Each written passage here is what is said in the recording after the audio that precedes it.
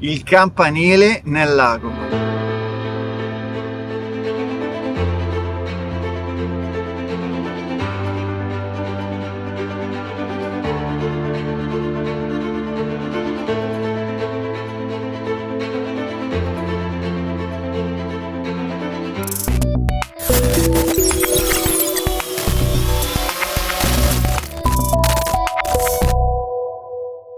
Ciao amici del tubo, avete visto un assaggio delle immagini che vi manderò tra un attimo, riprese con droni davvero meravigliose in HLG. Mi trovo a Resia, quello alle mie spalle è il famoso campanile sommerso, un'immagine davvero da cartolina sul lago di Resia lungo 6 km, un bacino artificiale che si affaccia sulle maestose montagne della Valle Lunga. Dietro a questa immagine da cartolina però c'è una storia non troppo idilliaca. Nel 1950, data nella quale hanno alzato l'acqua in questo bacino artificiale, 150 famiglie hanno perso tutto e più della metà hanno dovuto emigrare. Si sta parlando delle famiglie dei paesi Curon e Resia. I risarcimenti sono stati davvero irrisori. Questo era un progetto che già c'era stato nell'impero austro-ungarico per la creazione di un bacino per la produzione di energia elettrica, ma è stato realizzato, come vi ho detto, solamente nel dopoguerra. Il campanile di Resia è davvero affascinante ed è diventato ormai il simbolo della Val Venosta. Attira un sacco di turisti. Qui si può volare col drone,